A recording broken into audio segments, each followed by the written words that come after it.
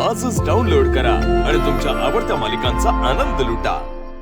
हा रानमेवा कधी आणला तुम्ही?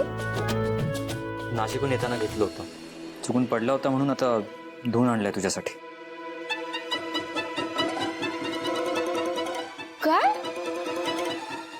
विदा ठेव, तुम्ही आम्हाला खाली पडलेली फळं खायला दिली? नाही असं नाही, तुला सांगितलं ना, ती ती धुवून दिली आहेत तुला मी, चांगली आहेत ती। वा वा वा वा वेदा, पाहिलं तू?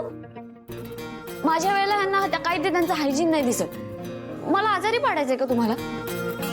फर्स्ट ऑफ ऑल तुला सॉरी म्हणालोय मी, सेकंडली धुवून आणलाय, थर्डली हा रानमेवा आहे, हा झाडाखाली पडलेलाच वेचला जातो। ओके? अहो, फळं पिकल्यावर झाडाखाली पडतात आणि ती लगेच खायची असतात। एवढ्या आठवणीने मी रानमेवा आणला, त्याचं कौतुक करायचं सोडून तू काय करतेस, उलट मला ऐकवतेस। भांडखोर मी हो, मी भांडखोर? हो तू भांडखोर आणि तुम्ही? मी समजूतदार। एकतर मला ताप आला आणि तुम्ही मला ही फळं खायला देताय। मला आजारी पडायचा विचार आहे का अजून? तुझा विचार होता? आई, काय झालं तुम्हा दोघांचं? का म्हणताय तुम्ही? वेदा, तुझ्या बाबांना सांग ना।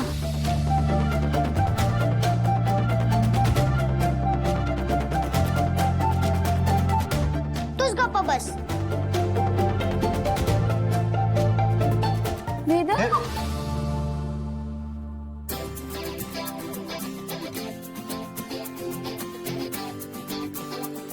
तुला ताप आलाय ना, तू आराम कर इथे। मी तुझ्या कपाळ पट्ट्या ठेवते। वेदा अगं नको राहू। बरोबर बोलतीये ती। ताप आलाय, आराम कर, पट्ट्या ठेवूयात।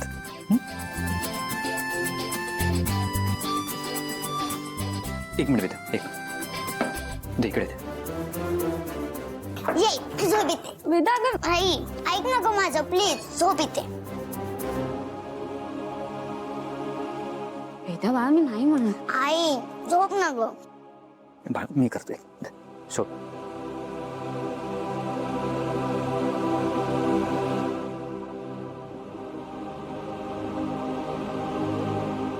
मी आजारी असताना तू माझी किती काळजी घेतेस। आता तू आजारी आहेस ना, मी तुझी काळजी घेईन। वेदा, थांब बेटा थांब, मी देतो।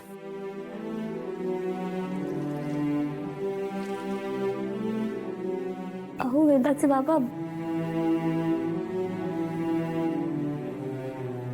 बेटा वेदा अगं बरं वाटेल मला ना।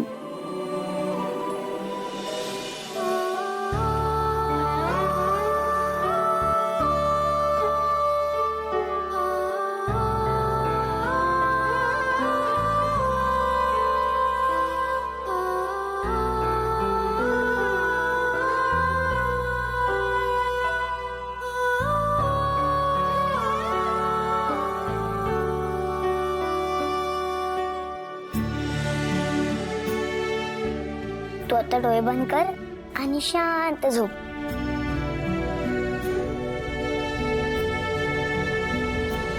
मीज बाळा रात्र झाली, दाटतो अंधार आहे, गात अंगाई तुला जागीच मी असणार आहे,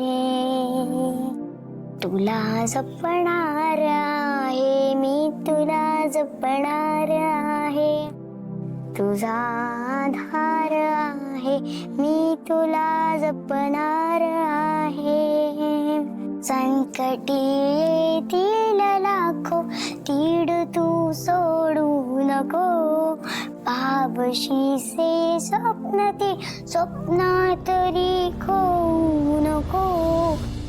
मीरा, खरंच तू कमाल केलीस। मागच्या वर्ष दीड वर्षापासून माझी वेदा म्हणजे सुकलेलं फूल झाली होती, पण तू वेदाला पुन्हा हसायला बोलायला शिकवलंस। Thank you very much Meera. वेदाचे बाबा, आज तुम्ही माझा जीव वाचवलात।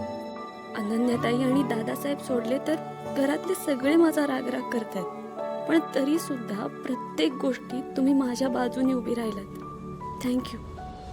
सांज ढळता सोबतीला आठवण येते तुझी, वाटते की तू इथे आहेसही नाहीसही, दुःख डोळे झाकते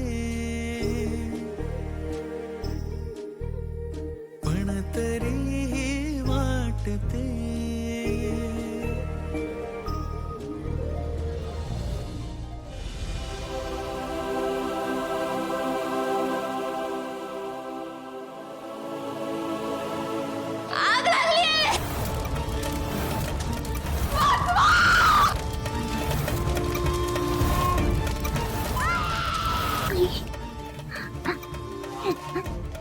आई आई आई आई आई वेदा वेदा बाळा, आई बाळा डोळे उघड.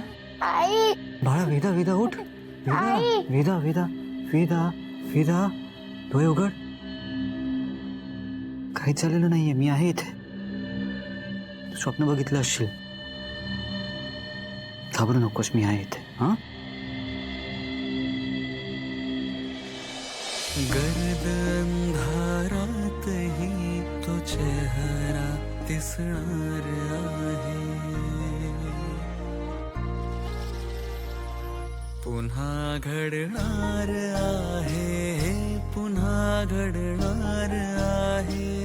क्षणाचा भास तू पण मी तुला जपणार आहे.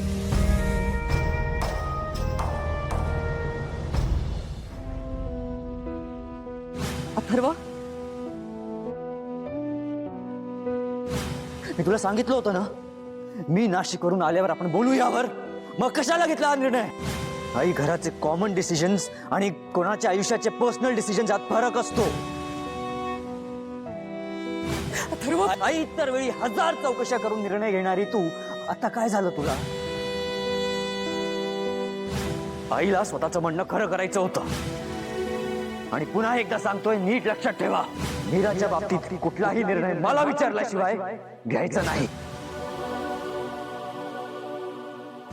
आजपर्यंत तू माझ्याशी असं कधीच बोलला नव्हतास. आई, याआधी तूही एवढी मोठी चूक कधी केली नव्हतीस.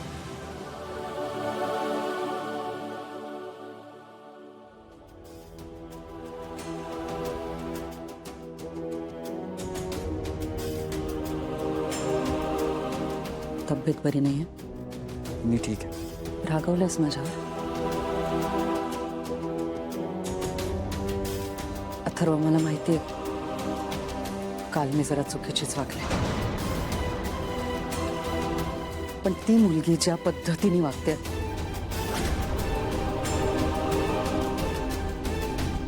जाऊ दे. पुन्हा त्या गोष्टी उघडायला नको उगाच. मला तुला इतकंच सांगायचंय की माझा मीरावरती राग आहे म्हणून मी तिला हॉस्पिटलला पाठवलेलं नव्हतं. मला खरंच तिची काळजी होती.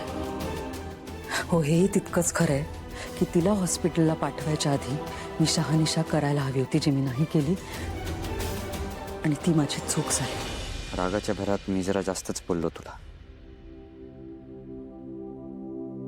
I am sorry. लेकरांना आईवरती रागवण्याचा पूर्ण अधिकार असतो, पण ते लगेच विसरूनही जायचं असतं बरं का. आणि आज रक्षाबंधन आहे. सणासुदीच्या दिवशी आपल्यात वाद नको. आणि तोच म्हणाला होतास ना की आपला हा पहिला आणि शेवटचा वाद असेल म्हणून. आई, मलाही आपल्यातला वाद आवडला नाहीये, पण मीरा आणि वेदाचा एकमेकींवर जीव आहे. घरात कोणी जर मीराशी वाईट वागलं तर त्याचा डायरेक्ट इम्पॅक्ट वेदावर होतो. वेदाला त्रास होतो त्या गोष्टीचा, आणि ते मी नाही बघू शकत. अथर्व, यापुढे वेदाला माझ्याकडून कसलाही त्रास होणार नाही याची मी काळजी घेईन. आई, मीरा आणि वेदामध्ये ताटात उठवायला नको. वेदाची इच्छा म्हणून तरी आपण सगळ्यांनी मीराला एक्सेप्ट करायला हवं.